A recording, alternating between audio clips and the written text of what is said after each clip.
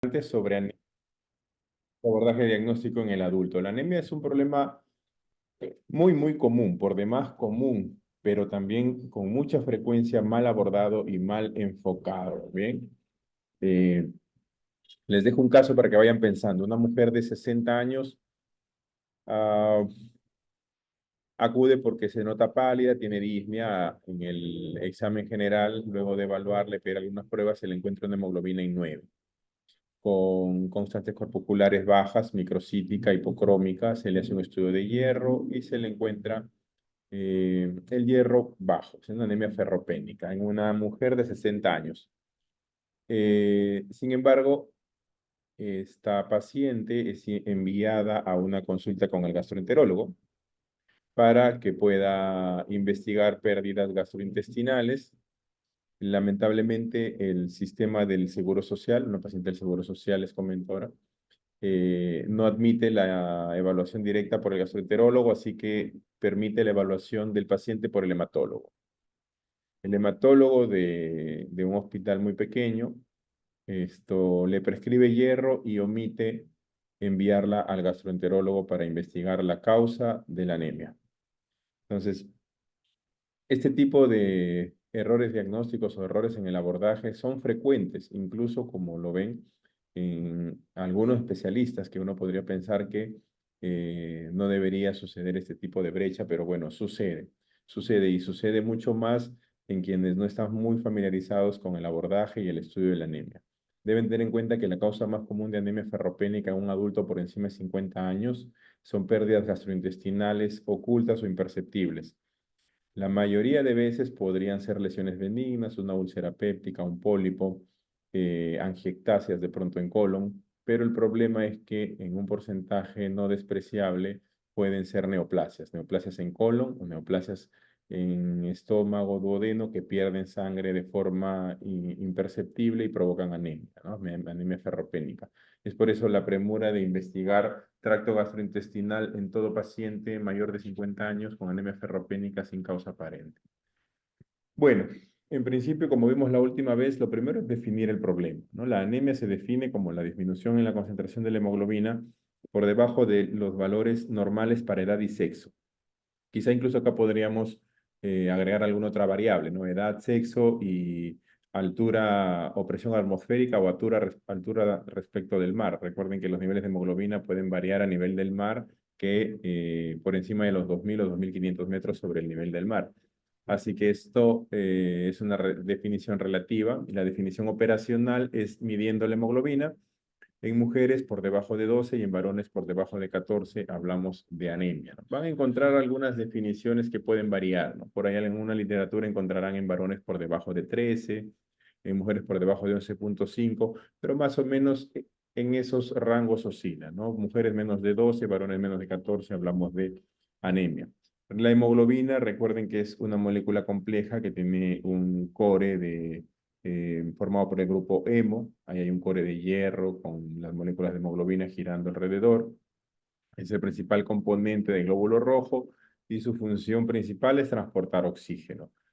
¿Qué hacemos cuando identificamos o sospechamos clínicamente de anemia, ¿no? Un paciente pálido habitualmente o un paciente que tiene síntomas respiratorios producto de la hemoglobina o de la anemia severa. Podría tener disnea, podría tener taquicardia, fatiga, agitación, molestias neuromusculares, solamente por la deficiencia de hemoglobina. Entonces, el estudio inicial implica no solo pedir hemoglobina simplemente o a secas, sino que hay que pedir completo, constantes corpusculares, hay que investigar los reticulocitos y hay que investigar el frotis de sangre periférica. Las constantes corpusculares nos van a permitir poder agrupar la anemia en dos grandes grupos que vamos a ver en un momento y el recuento de reticulocitos también nos va a permitir ubicar la anemia en otros dos grandes grupos que también vamos a ver en un rato, pero que son el punto de partida inicial para un estudio adecuado y óptimo de anemia y para que no se escapen causas frecuentes de anemia que se pueden presentar de forma rara o causas raras de anemia que se pueden presentar de forma frecuente. El frotis de sangre periférica nos ayuda a investigar la forma, el tamaño, las variaciones en la estructura anatómica del eritrocito por sí mismo, entonces es necesario tener un frotis de sangre periférica. Entonces recuerden, tres cosas, el hemograma completo, cuando hablamos de hemograma completo, este incluye constantes corpusculares, plaquetas, glóbulos blancos y rojos, el recuento de reticulocitos y el frotis de sangre periférica básico para el inicio del abordaje diagnóstico de un paciente con anemia. Entonces, ¿qué observamos o qué encontramos en las constantes corpusculares? Pues los valores de normalidad son los que ustedes pueden ver en ese cuadro, tanto para el volumen corpuscular medio, hemoglobina corpuscular media, concentración de la hemoglobina corpuscular media. Este RDW o índice de dispersión eritrocitaria se refiere a la variabilidad en tamaños del eritrocito, eritrocitos pequeños, eritrocitos grandes. Normalmente esa variabilidad no es mayor de 15%.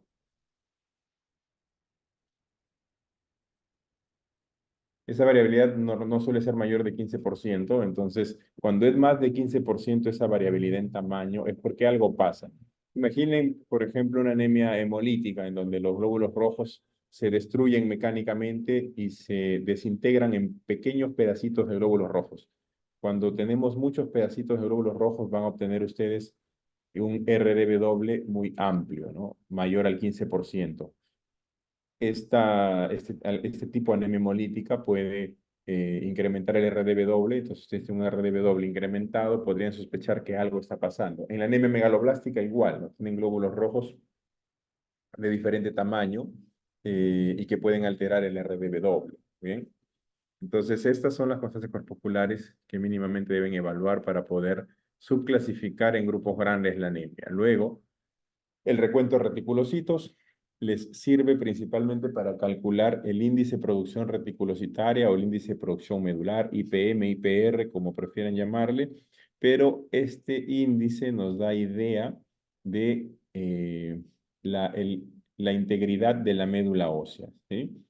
Si nosotros tenemos anemia en el contexto de una médula ósea normal, es decir, que funciona normalmente, que hace su trabajo, lo que va a pasar es que va a incrementar su producción de reticulocitos. Entonces, si la hemoglobina la teníamos en 14 y de pronto baja a 10, lo que vamos a observar mañana es que en nuestra sangre va a haber una gran cantidad de reticulocitos, ¿sí? Porque la anemia, la médula ósea produce, trata de compensar, de producir nuevos glóbulos rojos, nuevos eritrocitos. Y los eritrocitos, los reticulocitos son glóbulos rojos jóvenes, ¿no? Son evidencia de que hay una buena función en la médula ósea.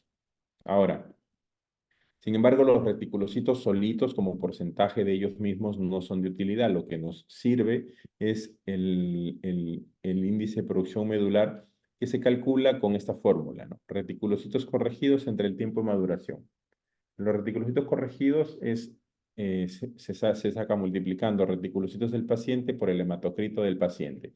Por ejemplo, pueden hacer un cálculo rápidamente. Imaginen que tienen un paciente con un hematocrito ah, um, en 30, ¿sí? Un hematocrito en 30 y tiene unos reticulocitos en 2%. ¿Sí? Y es varón. Entonces, el hematocrito normal para un varón es alrededor de 45. ¿Bien? Entonces, lo que ustedes van a hacer es multiplicar el hematocrito del paciente, que es 30, ¿sí? Por el porcentaje de reticulocitos, que es 2%, entre el hematocrito ideal para un varón, 45%, para una mujer, 40% aproximadamente. Entonces, sacan eso y los reticulocitos corregidos les va a salir en 1.3, ¿correcto? 1.3. Ahora, a ese 1.3 le tienen que dividir entre el tiempo de maduración, el tiempo de maduración de reticulocitos. ¿Por qué? Si la médula está sana, eh, lo que va a ocurrir es que va a liberar reticulocitos, o sea, glóbulos rojos jóvenes, más o menos a un día y medio antes que terminen de madurar, ¿sí? Entonces salen jovencitos. Pero si la médula ósea sana detecta que la hemoglobina se está perdiendo, lo que va a hacer es liberar los reticulocitos en un momento más temprano de su maduración. Cuanto más baja el hematocrito, más temprano los reticulocitos salen de la médula. O sea, Si tienen un hematocrito normal, los reticulocitos salen con un día de retraso en la maduración. Si el hematocrito baja a 35, los reticulocitos saldrán con un día y medio de retraso en la maduración. Y así sucesivamente. Miren, si el hematocrito cae a 15%, los reticulocitos salen con 2 días y medio de retraso en la maduración. O sea, vamos a observar un montón de reticulocitos en sangre periférica. ¿Por qué se caracterizan los reticulocitos? Son glóbulos rojos jóvenes, muchos de ellos salen nucleados todavía incluso, o sea, con su núcleo y lo pierden en el vaso. Esos son células más jóvenes. Entonces, nuestro paciente tenía 30 de hematocrito, ¿sí? El que les acabo de decir. Por tanto, su tiempo de maduración está acá, entre 25 y 35, entre 2 y 1.5. Está en 2 días más o menos, ¿correcto? Entonces, tendríamos que dividir ese 1.3 entre 2. Sale 0.66, 0.7. Por tanto, el IPR o el índice de producción de reticulocitos es menos de 2, lo cual indicaría, en este caso hipotético, que la médula ósea tiene escasa actividad eritropoyética. Es decir, la médula ósea no está produciendo una cantidad adecuada de glóbulos rojos. Por tanto, si yo ubico o si yo identifico un IPR o IPM por debajo de 2, diré que la médula está fallando. Algo pasa en la médula ósea que no está produciendo glóbulos rojos de forma adecuada. A eso les llamamos nosotros anemia de origen central. Central porque el órgano central productor de glóbulos rojos está fallando. Pero de pronto imaginen que el paciente pierde hemoglobina porque está sangrando. Se hizo un corte, no sé, en la vena basílica en el brazo y perdió medio litro de sangre, ¿no? A las pocas horas van a observar una enorme cantidad de reticulocitos en sangre periférica y con toda seguridad el IPR le va a salir en más de 3, lo cual quiere decir que la médula está respondiendo, está trabajando bien y está produciendo una mayor cantidad de reticulocitos o está dejando salir una mayor cantidad de reticulocitos para tratar de compensar la pérdida de hemoglobina, una médula adecuada. Por tanto, decimos que la anemia es de origen periférico, ¿no? Entonces, las anemias de origen periférico son un grupo grande, ¿no? Pueden ser sangrados, pueden ser anemias hemolíticas, por ejemplo, ¿no? Se destruyen los glóbulos rojos, pero la médula ósea compensa. Las anemias de origen central son un poco más complejas, podrían tener anemia de origen central porque de pronto a la médula le falta alguna herramienta para producir glóbulos rojos. ¿Qué herramientas tiene la médula para producir glóbulos rojos? Hierro, por ejemplo, B12, folato. La deficiencia de hierro, la deficiencia de folato, la deficiencia de B12 eh, retrasan la producción de reticulocitos o de glóbulos rojos desde la médula ósea, es decir, la médula no puede producirlos con eficacia, ¿no? Sin embargo, otros problemas en médula ósea que pueden provocar lo mismo, es decir, anemia de origen central, podría ser neoplasias hematológicas, leucemias, síndromes mielodisplásicos, linfomas, etcétera. Hay un montón de razones para esto, ¿eh? Lo importante es que ustedes puedan diferenciar con el IPR o IPM a las anemias de origen central versus las anemias de origen periférico, porque esto les va a permitir hacer un buen abordaje diagnóstico. El frotis de sangre periférica elemental para poder corroborar algunos detalles que nos indican las constantes corpusculares como la microcitosis o la hipocromía, como para investigar si hay algunas formas de glóbulos rojos que puedan darnos pistas diagnósticas, ¿no? Si vemos esferocitos, hablaremos de una esferocitosis, un trastorno en una enzima del glóbulo rojo. Lo mismo con los eliptocitos. Si vemos esquistocitos, pensaremos que la anemia está ocurriendo por una hemólisis microangiopática. Si vemos dacreocitos, de pronto es una mielofibrosis. Y entonces cada característica de los glóbulos rojos, y aquí también vamos a poner características de glóbulos blancos, va a permitir más o menos dirigir o inclinar la balanza del diagnóstico hacia uno u otro síndrome o causa específica. Seguimos con el frotis de sangre periférica y ustedes todas esas alteraciones podrían encontrarlo, ¿no? Recuerden que en pacientes esplenectomizados van a observar cuerpos del Howell-Holly que son ampliados, ¿no? Alguien está con el micrófono prendido, por favor, apáguelo. Entonces pueden observar eritrocitos nucleados, estos núcleos en sangre periférica, Se llaman cuerpos de Owen-Hawley. A eso nos referimos con...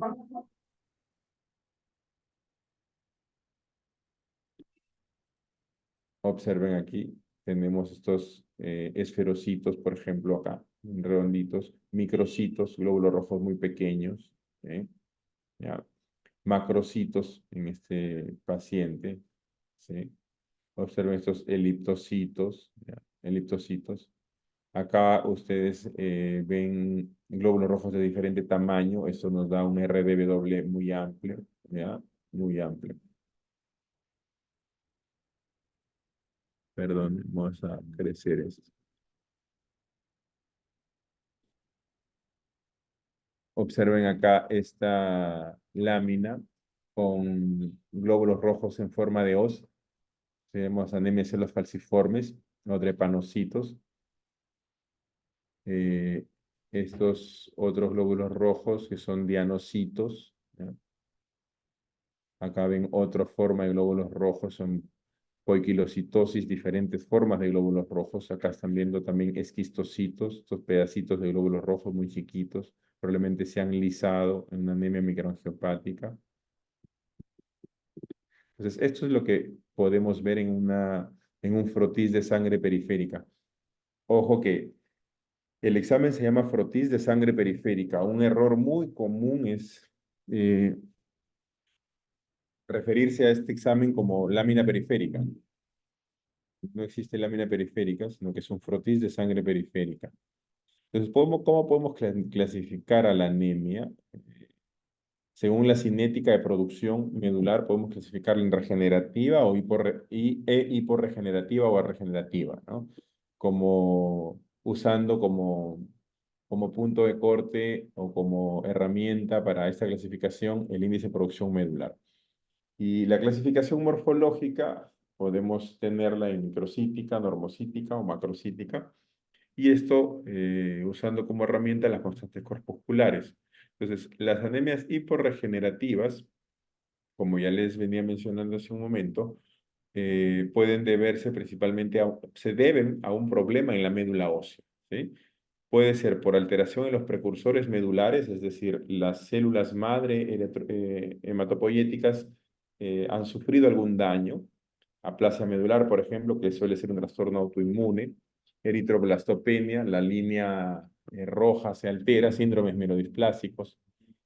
Podría ser por una alteración del microambiente medular, es decir, algo invade la médula, la destruye y obviamente altera la producción de células rojas y en general de cualquier otra célula de origen medular.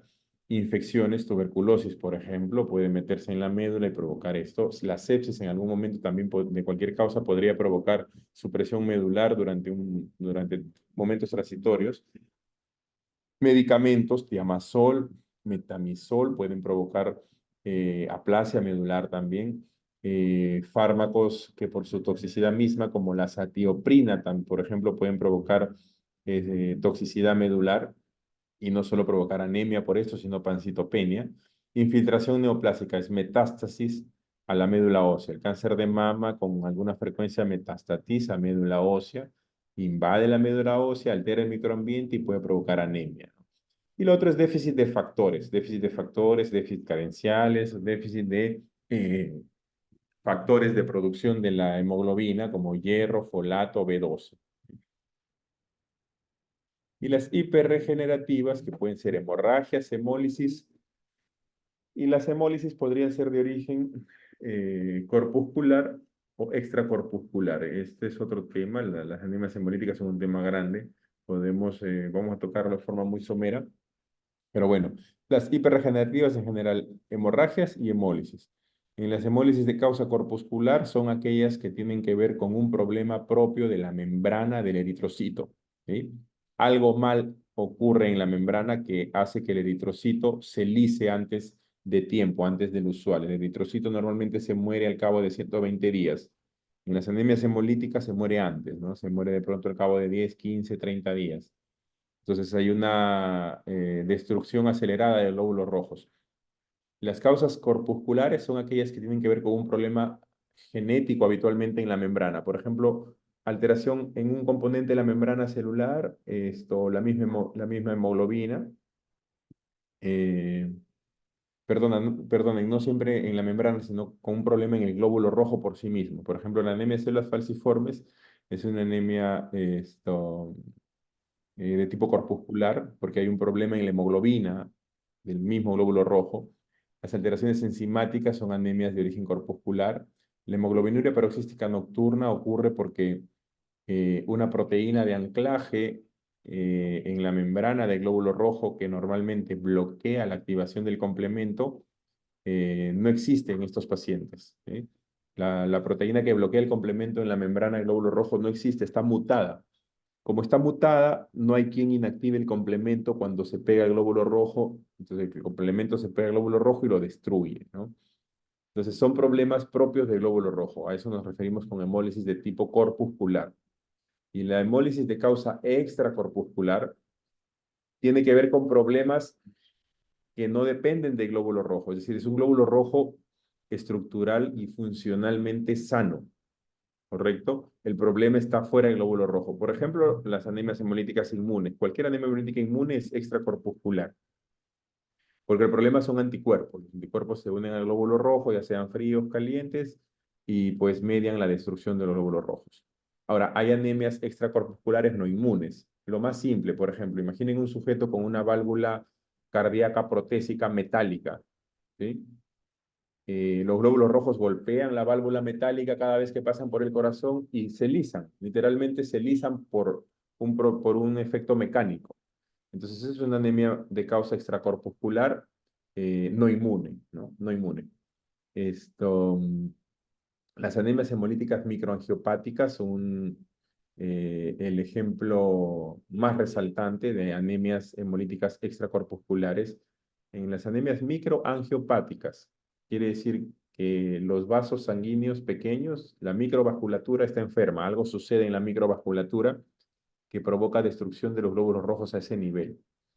Eh, Habitualmente la fisiopatología general es que dentro de la microcirculación se activa la coagulación y forma redes de fibrina dentro de los microvasos y estas redes de fibrina eh, constituyen como especies de guillotina, ¿no? Entonces, muy filudas, los glóbulos rojos pasan a través de un microvaso casi de forma precisa a su anatomía y pasan a través de una red de fibrina que es una guillotina y los destruye en pedacitos, ¿no?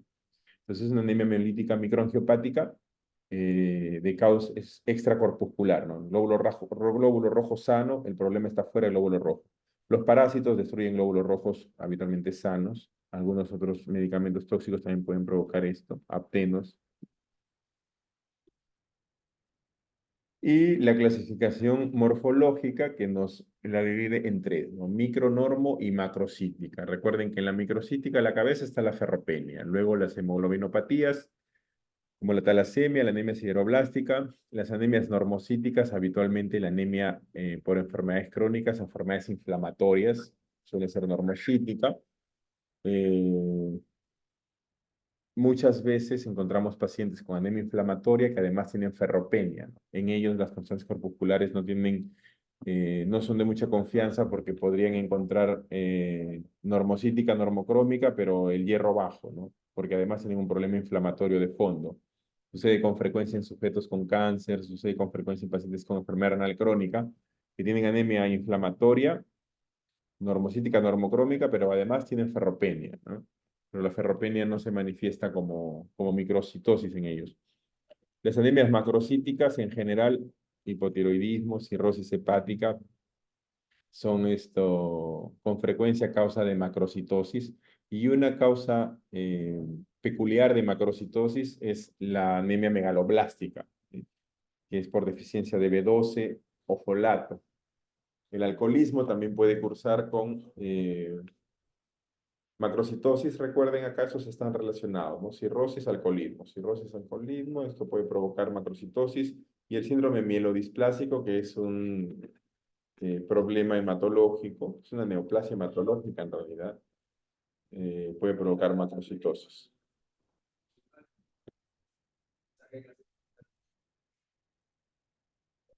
A ver, aquí hay Eh, Aquí hay una lista mayor de causas de macrocitosis. Como ustedes ven, son muchas. Acá hay un grupo de fármacos que aún se usan, otros que no. La acidobudina era un fármaco antirretroviral, ya no se usa. La azatioprina aún la usamos en pacientes con enfermedades autoinmunes. Hay otros. La, la deficiencia de ¿hay alguien con el micrófono prendido, por favor? Hola. Y las anemias hemolíticas. Ojo, hace un rato les mencioné la clasificación de las anemias hemolíticas desde el punto de vista de la estructura del eritrocito. Sin embargo, existe otra clasificación que se hace en función de el lugar de ocurrencia de la hemólisis. Si es que la hemólisis ocurre dentro de los vasos sanguíneos o si la hemólisis ocurre en algún órgano hematopoyético. Hablamos de hemólisis intravascular cuando ocurre en los vasos sanguíneos y hablamos de hemólisis extravascular cuando ocurre en algún órgano hematopoyético primario o secundario, ¿sí? Por ejemplo, anemia hemolítica extravascular, médula ósea, ganglios linfáticos, hígado, vaso. O sea, aquí ocurre la hemólisis, en estos órganos. No ocurre en el vaso sanguíneo mismo. Intravascular cuando ocurre dentro del vaso sanguíneo. Por ejemplo, el ejemplo más resaltante es hemólisis mecánica, ¿no? Por una válvula protésica. El glóbulo rojo se destruye en la circulación.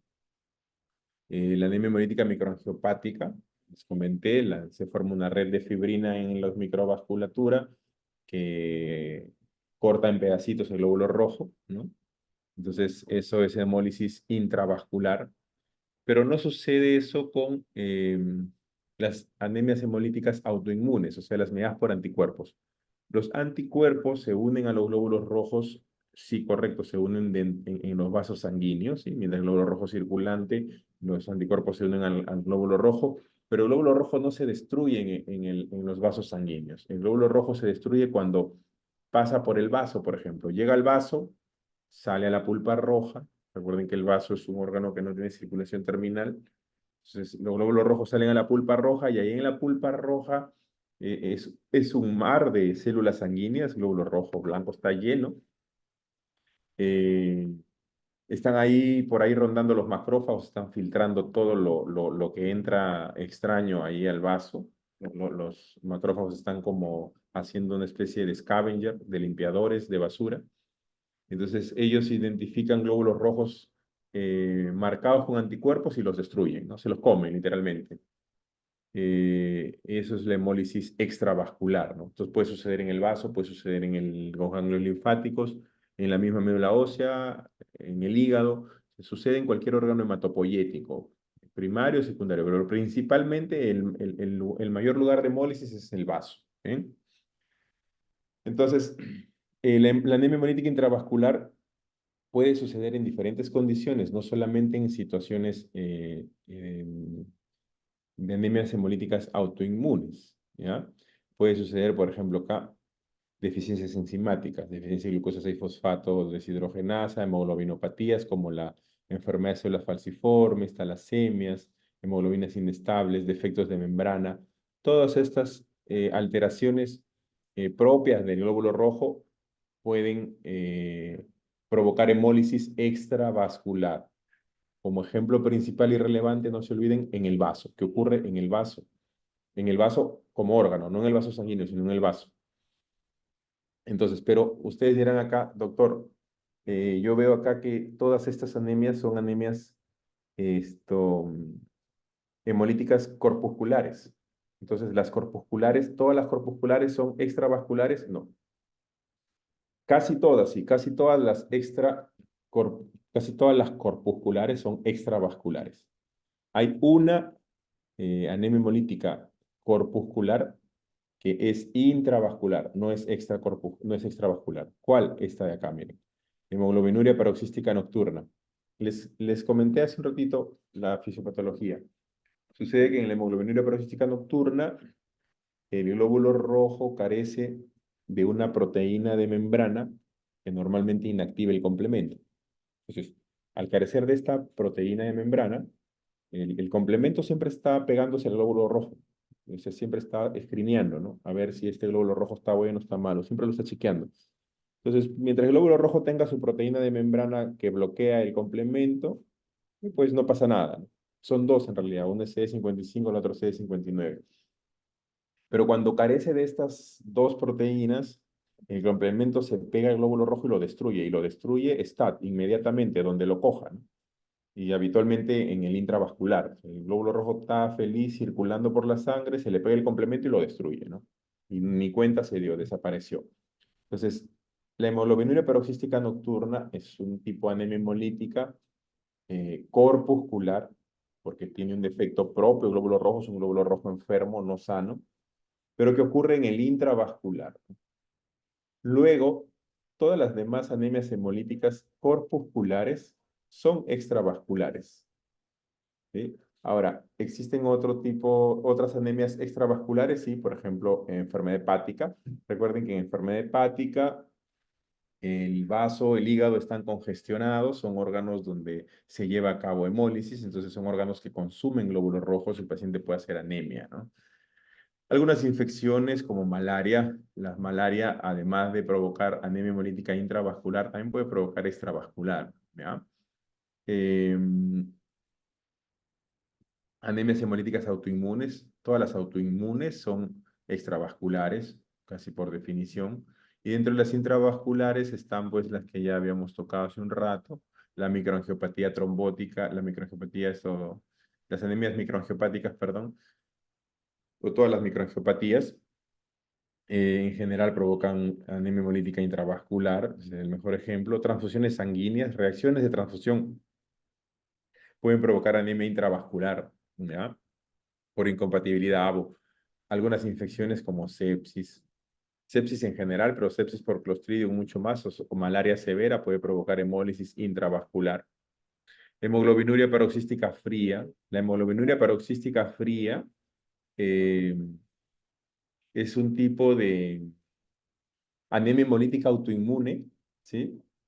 Pero que por un mecanismo diferente puede provocar anemia hemolítica intravascular, ¿no? Recuerden el mecanismo que les dije hace un rato, es decir, los anticuerpos se pegan al glóbulo rojo y luego este glóbulo rojo marcado de anticuerpos llega al vaso y cuando pasa por el vaso los macrófagos se lo comen. Pero en la hemoglobina paroxística fría, que fue la primera anemia hemolítica autoinmune descrita por Donald Landsteiner en 1903 más o menos, aquí no, aquí ocurre otra cosa. Aquí los anticuerpos que se unen al glóbulo rojo son anticuerpos que tienen una capacidad enorme por activar el complemento. Entonces, estos anticuerpos se unen a los glóbulos rojos en la circulación, digamos, cuando están a una temperatura fría. Cuando los glóbulos rojos pasan por sus manos, pies, entonces estos anticuerpos se unen al glóbulo rojo. Luego, cuando estos glóbulos rojos pasan a su circulación central, digamos, órganos internos, la temperatura aumenta. Y esa temperatura provoca un cambio conformacional en los anticuerpos que permite que el complemento se una muy ávidamente, ¿no? Y entonces se activa el complemento sobre el glóbulo rojo y lo destruye. Por ese mecanismo es que la hemoglobina paroxística fría provoca hemólisis intravascular. Perdón.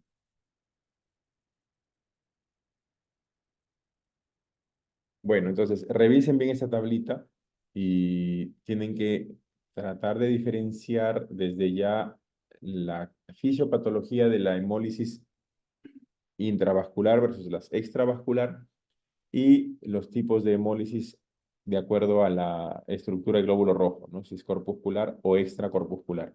Recuerden, las anemias hemolíticas son corpusculares cuando el glóbulo rojo tiene algún defecto en su estructura. Es un glóbulo rojo enfermo.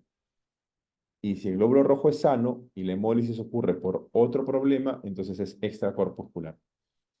Es intravascular si la hemólisis ocurre en un vaso sanguíneo y es extravascular si ocurre en algún órgano hematopoyético. Bien, los detalles los podrían confundir en algún momento Pero para eso, para los detalles, tienen que saber la fisiopatología de las excepciones. Y la excepción es la hemoglobinura paroxística nocturna y la hemoglobinura paroxística fría. El cuadro clínico de la anemia, pues es general en realidad, no es muy específico, depende de qué tan rápido se instauró la anemia, depende de la tolerancia de cada persona, depende del nivel de hemoglobina, ¿no? Puede haber síntomas generales, palidez, astenia, debilidad, cefalea, vértigos, pueden haber alteraciones menstruales, edema, si el paciente tiene suficiente anemia y me hace falla cardíaca por anemia severa, o se acentúa una falla cardíaca asintomática y ahora le da síntomas, podría debutar con síntomas de falla cardíaca, por ejemplo, ¿no? Puede haber taquicardia, palpitaciones, salvo que esté usando beta blockers, por ejemplo, en adultos. Entonces, la clínica es muy variable, hay que saber reconocerla, hay que saber adaptarnos, hay que saber sospecharla, ¿sí? Para poder identificarla. Eh, la ferropenia en particular puede provocar alteraciones tal vez más específicas como queilitis angular, eh, perdón, puede provocar alteraciones como queilitis glandular, platoniquia o coiloniquia, ¿no? Observen esta palidez siempre, si ustedes consideran que tienen una hemoglobina normal, siempre usen como referencia la palma de su mano y van a observar esta diferencia en sujetos con anemia, ¿no?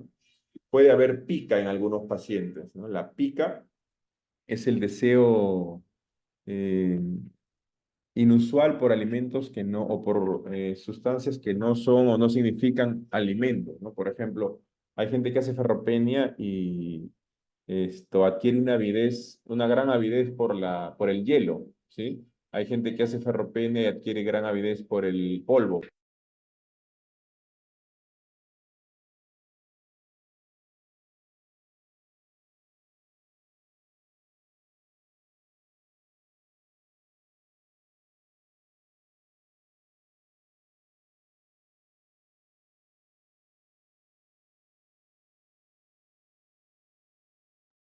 Bueno, perdón, seguimos.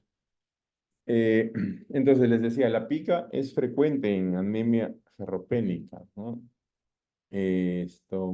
Muchos adquieren avidez por el polvo húmedo. El polvo húmedo adquiere un olor muy característico. Otros por hielo, comen mucho hielo.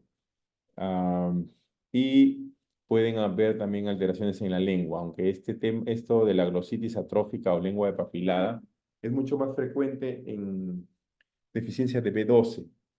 La deficiencia de B12 con mucha frecuencia provoca glositis atrófica.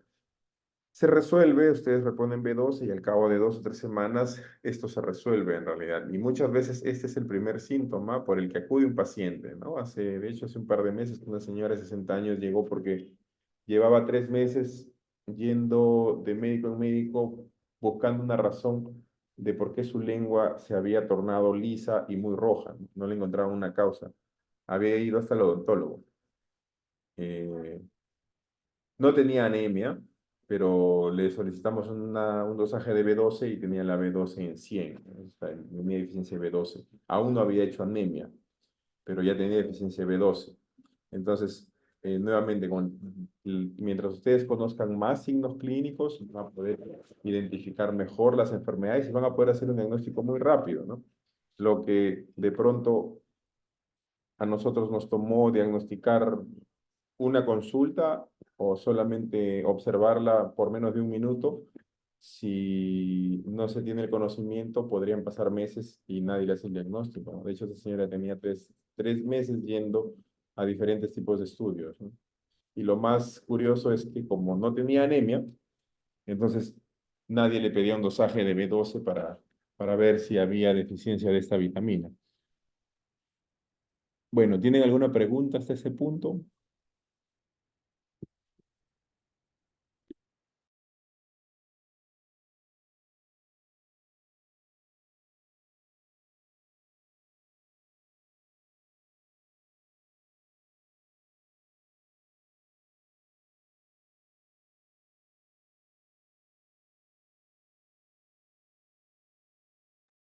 Bien, continuamos entonces. Continuamos con la otra parte, que es la terapia transfusional. Recuerden que siempre que ustedes piensen en transfundir algún hemodiderivado a algún paciente, piensen primero si realmente lo necesitan, si es necesario, en qué lo va a beneficiar y en los potenciales eventos adversos. La terapia transfusional es ampliamente segura en realidad, a pesar de que existen temores siempre por esta, pero es ampliamente segura, ¿no? La tasa de infecciones eh, adquiridas o transferidas por uso de hemoderivados es extremadamente baja, casi cero, ¿no? Entonces, actualmente en el país los criterios de terapia transfusional no son uniformes, pueden variar de institución a institución incluso. Sin embargo, se trata de que cada vez esto esté mucho más estandarizado. ¿Bien? Van a observar algunas situaciones generales. Observen, normalmente nosotros extraemos sangre total de un donante, pero esta sangre total se divide en hemoderivados, en fracciones. Dime la fracción de eritrocitos, por ejemplo. Se centrifuga y se saca solo los eritrocitos. Se separan los eritrocitos de las plaquetas y estos del plasma fresco. Y el plasma fresco lo congelamos y le llamamos plasma fresco congelado. Es más, si queremos ser más específicos, seguimos centrifugando el plasma y del plasma fresco congelado obtenemos crioprecipitado. El crioprecipitado es un concentrado, nada más, donde hay factor 8, factor 9, factor 13, es decir, los principales factores de coagulación de la caja de coagulación. En cambio, el plasma fresco congelado tiene factores de coagulación, tiene fibrinógeno, tiene albúmina, tiene de todo, ¿no? Todo el plasma completo. Entonces, podemos dividir en estos cuatro componentes la sangre total: glóbulos rojos o paquete globular, plaquetas o paquete de plaquetas, y el plasma fresco congelado y el crioprecipitado. Estas son las condiciones en las que normalmente se almacenan y los volúmenes habituales. El concentrado de eritrocitos o paquete globular habitualmente tiene 250 a 300 mililitros, ¿sí? Se conserva a esta temperatura. El plasma fresco congelado tiene alrededor de 180 mililitros. Las plaquetas es una fracción más pequeña. Y el crioprecipitado o globulina antihemofílica, esto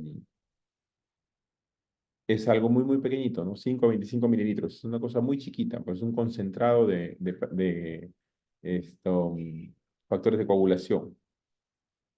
¿Qué hacer antes de transfundir? Siempre consentimiento informado, salvo que sea una emergencia vital. Una emergencia vital no requiere consentimiento informado para ningún procedimiento, solo se actúa y se salva la vida del paciente. Pero de no ser así, hay que pedir un consentimiento informado, eso está protocolizado, elegir bien el componente. Si necesita glóbulos rojos, no hay por qué transfundirle sangre completa, solo glóbulos rojos. Lo mismo si necesita plaquetas, solo plaquetas. A veces se requiere premedicación, antihistamínicos principalmente, cuando algún paciente ha tenido antecedentes de alguna reacción adversa, o habitualmente cuando quien prescribe el hemodiderivado tiene temor de que vaya a ocurrir alguna reacción adversa, ¿no? Mientras sea el grupo sanguíneo, las reacciones adversas por grupos sanguíneos que no son del grupo ABO, o sea, grupos sanguíneos menores, son muy leves en realidad, ¿no? No suelen poner en riesgo la vida del paciente las reacciones de incompatibilidad no ABO. Las reacciones de incompatibilidad ABO, esas sí ponen en riesgo la vida del paciente, pero las no ABO no suelen tener ese tipo de complicaciones, ¿no? Cómo se administra va a depender del hemodiderivado, va a depender del estado del paciente, va a depender de la edad del paciente, de las comorbilidades, si el paciente está sangrando activamente, si tiene falla cardíaca, algún factor descompensante. Pero habitualmente un paquete de glóbulos rojos se pasa en 4 horas, eso es lo máximo, ¿sí? En situaciones de emergencia donde tenemos un paciente sangrando, en shock hemorrágico, shock hipovolémico, transfundimos un paquete globular en 20 o 30 minutos, ¿no? Es decir, rapidísimo, a chorro, 1, 2, 3, 4.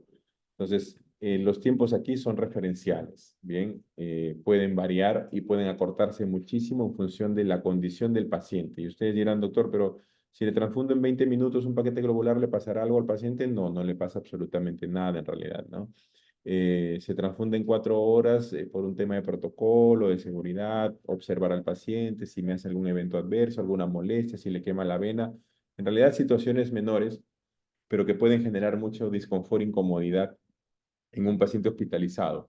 Pero todo eso pasa a segundo plano si se trata de una emergencia, ¿no? Si tienes un paciente que sangra por borbotones, Entonces, no le podemos transfundir un paquete globular en 4 horas, porque quizá en 1 hora ese paciente esté exsanguinado.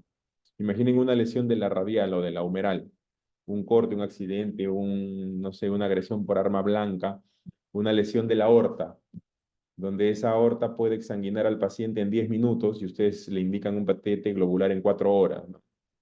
Entonces, esas situaciones pueden variar los tiempos de administración de un hemodiderivado.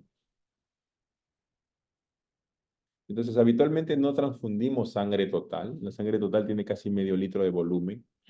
Solo transfundimos la fracción de sangre que nos interesa transfundir en función de cada paciente específicamente, ¿no? Los paquetes globulares suelen ser estos, habitualmente 250, 300 mililitros por paquete. Cada unidad de sangre nos permite elevar la hemoglobina entre un punto a un punto y medio. Eso va a depender de cada paciente, va a depender del glóbulo rojo. Recuerden que estas unidades de glóbulos rojos están almacenadas mientras hasta que no veamos cuándo se adquirió, no vamos a saber cuánto tiempo tienen esos glóbulos rojos. Tal vez son glóbulos rojos viejitos que ya tienen 100 días. Entonces no le va a durar al paciente ni 20 o 30, ¿no? Pero habitualmente suelen ser glóbulos rojos jóvenes, ¿no? Bien de mala suerte a alguien que le toque un paquete globular de glóbulos rojos viejos. Eh, es poco probable porque la demanda de hemoderivados es altísima, ¿no? De hecho, la mayoría de hospitales suelen tener escasez de hemoderivados, ¿no? Hay poco donante y alta demanda de hemoderivados. ¿Cuándo transfundir en un paciente un paquete globular? Habitualmente cuando la hemoglobina es menos de 7. Antes de 7 no es necesario transfundir un paquete globular, ¿no? Eh, Si es menos de 8, salvo que el paciente tenga alguna comorbilidad, por ejemplo, imaginen un paciente con insuficiencia cardíaca severa, con hemoglobina menos de 8, entonces de pronto ese 8 se vuelve un punto corte para transfundirlo. Pero si es un paciente que no tiene comorbilidades, de pronto alguno de ustedes, por default sano, no requiere una transfusión hasta que no baje de 7 la hemoglobina. En anemia crónica, el criterio todavía es un poco más laxo. En anemia crónica, es un paciente que está adaptado a vivir con anemia por alguna enfermedad crónica que mantiene su hemoglobina baja. El criterio suele ser 6 o 5 para transfundir una unidad de paquetes globulares, ¿no? Otras decisiones con otros puntos de corte van a tener que ver con otros factores del paciente. ¿Bien? ¿Cuánto usar? Habitualmente hay una fórmula para estimarlo con precisión. Pocas veces la usamos en la práctica clínica en realidad. Habitualmente transfundimos en función de lo que queremos o cuánto queremos incrementar la hemoglobina. Como les dije hace un rato, un paquete globular aumenta la hemoglobina más o menos en un punto y medio. Entonces, si tenemos un paciente con 5 hemoglobina, indicamos 2 unidades de paquete globular, ¿no? Pensando que la hemoglobina va a subir entre 7 y 8. Si tenemos un paciente con 3 de hemoglobina, como a veces nos llegan, le transfundimos 4 o 5 unidades de sangre, ¿no? Tenemos 3 de hemoglobina, quiero que llegue al menos a 7, entonces por lo menos transfundimos 4 unidades de sangre. Entonces, más o menos en función a ello, pero podremos usar la fórmula de forma más frecuente. Entonces, ustedes van a determinar el volumen de glóbulos rojos a transfundir. ¿Sí? Calcula un hematocrito deseado menos en el hematocrito del paciente por el volumen sanguíneo total entre 100. Y el volumen sanguíneo total en general es más o menos 70 mililitros por kilo. Vamos a ver el ejemplo. Bien. Tenemos un varón de 50 años con anemia, pesa 50 kilos, tiene un hematocrito de 15 y su volumen sanguíneo total, acá está la fórmula, lo calculamos, ¿sí? Entonces, si transfundimos un paquete de glóbulos rojos, ¿cuánto aumentará el hematocrito?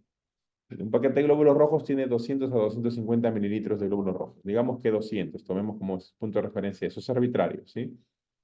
Eh, el volumen de los paquetes globulares puede variar entre uno y otro. Algunos vienen de 200, otros de 250, entonces eso es variable. Digamos que tenemos uno de 200. Lo que no sé es el hematocrito deseado. Lo que tengo es el hematocrito del paciente. Aquí está el volumen sanguíneo total y eso lo dividimos entre 100. Por tanto, el hematocrito deseado nos va a salir 20.7%. Quiere decir que un paquete globular en este paciente va a subir el hematocrito en 5.7%, que más o menos viene a ser 1.6, más o menos 1.7 de hemoglobina. ¿Sí? El hematocrito suele ser el triple de la hemoglobina, aproximadamente. Entonces, con esa fórmula pueden determinarlo. Es un segundo ejemplo. Ya se los dejo para que lo revisen. ¿Ya? Y el otro hemocomponente son el concentrado de plaquetas, ¿no? Los concentrados de plaquetas suelen venir en un volumen de 30 a 50 cc. Contienen más o menos 5.5 por 10 a la 10 plaquetas, millones de plaquetas. Esto, están contraindicados en pacientes con púrpura trombótica, trombocitopénica o en trombocitopenia inducida por heparina.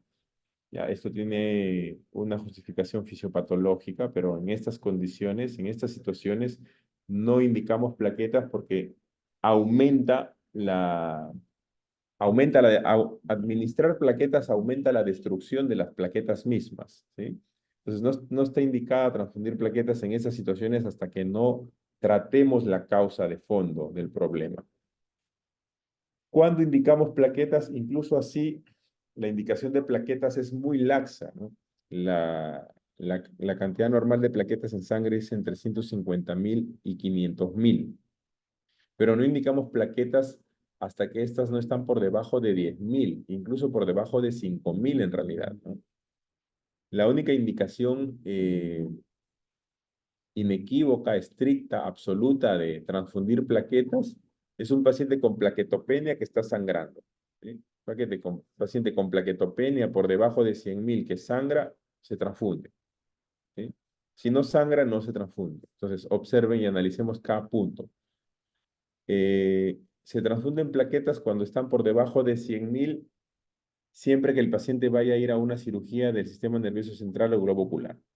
Quiere decir que para operar sistema nervioso central o globo ocular, ese paciente debe tener más de 100.000 plaquetas. Si lo que se va a hacer es otro tipo de cirugía, no es del sistema nervioso central, solamente cualquier procedimiento invasivo, ¿no? De pronto colocar un catéter central, hacer una toracocentesis, una paracentesis, debería tener más de 50.000 plaquetas el paciente. O sea, hay que transfundirle si tiene menos de 50.000.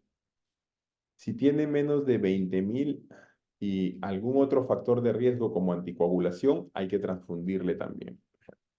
Si no hay otro factor de riesgo, no se transfunde.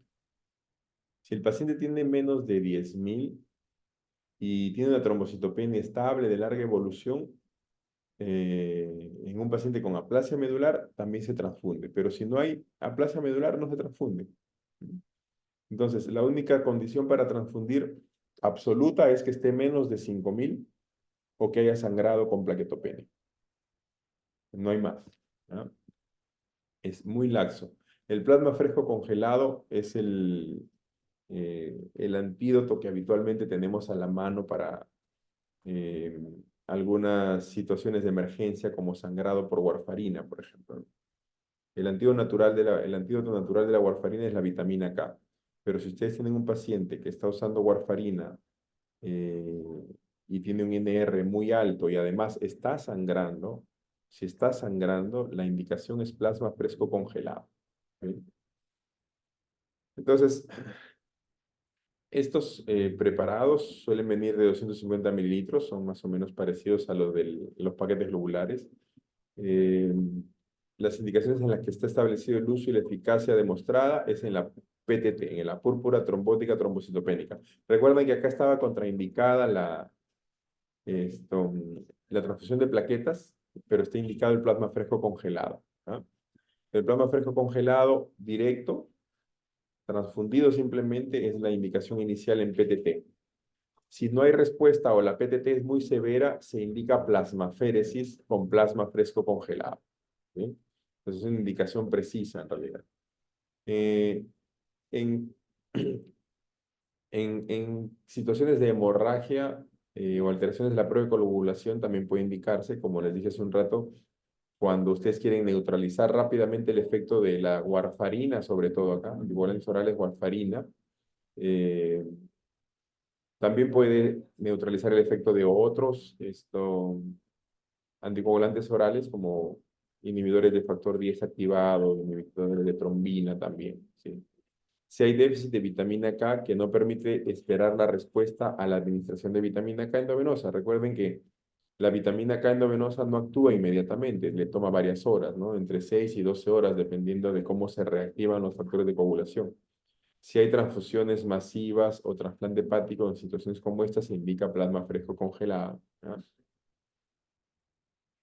Entonces, y aquí tienen una serie de indicaciones adicionales sobre el plasma fresco congelado, cuándo se usa, cuándo está indicado de forma precisa, ¿no? Y el crioprecipitado, que también se conoce como globulina antihemofílica, ¿ya? Porque contiene factores de coagulación antihemofílicos, ¿no? Factor 8, factor 13, fibrinógeno, factor 2 y factor de von Willebrand, ¿ya?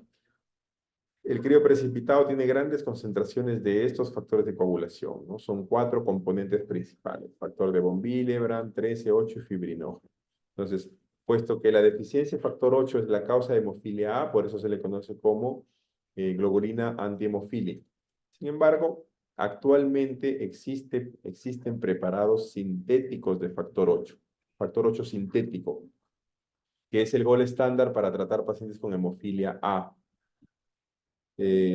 Solo cuando, digamos, al hospital o a la institución se le acaba el factor 8 y llega un paciente con hemofilia sangrando, se le administra crioprecipitado, ¿no?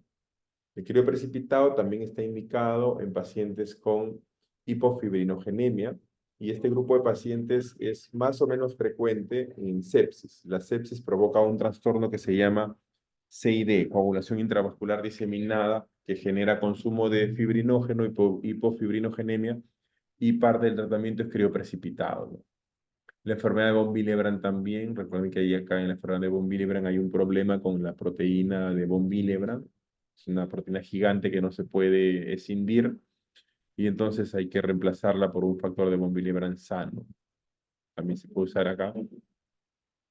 ¿Y cómo administramos el crioprecipitado? Pues igual hay una pequeña fórmula para calcular. Recuerden que cada bolsita de crioprecipitado trae más o menos entre 5 a 25 mililitros, es bien chiquita, bien pequeña. Podemos calcular lo que queremos administrar con esto, con esta fórmula, y sacar más o menos de forma más objetiva lo que vamos a administrar. Bueno, chicos, ¿tienen alguna pregunta, alguna duda? Los leo acá en el chat. ¿Qué dice?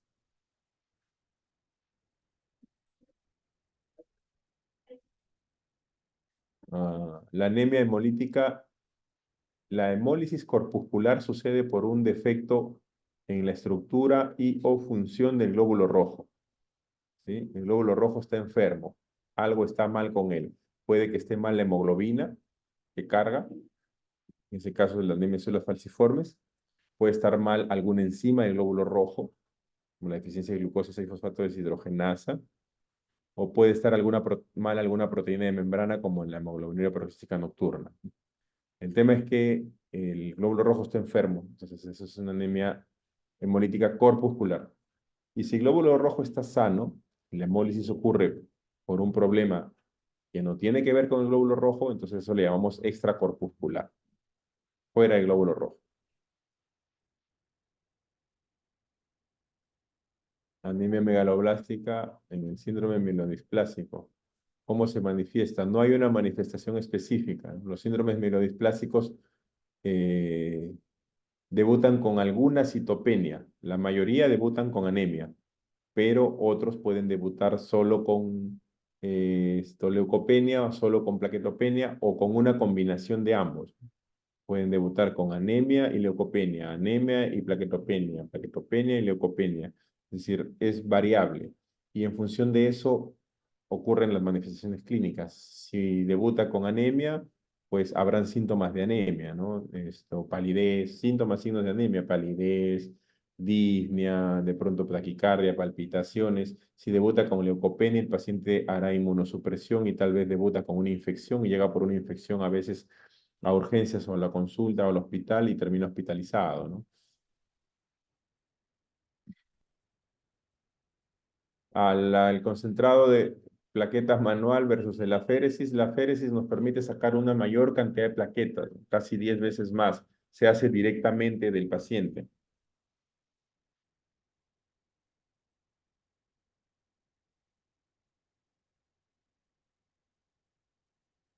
Pacientes con anemia hemolítica, la primera intención nunca es transfundirle paquetes globulares.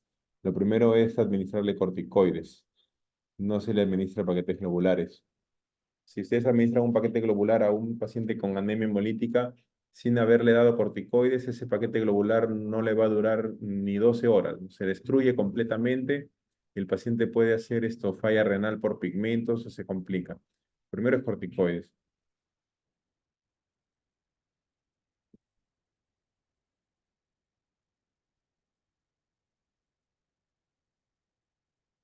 Bien, chicos, ¿tienen alguna pregunta más, alguna duda? Si no, espero que hayan podido llevarse algo de esta clase y pues aplicarlo en sus pacientes.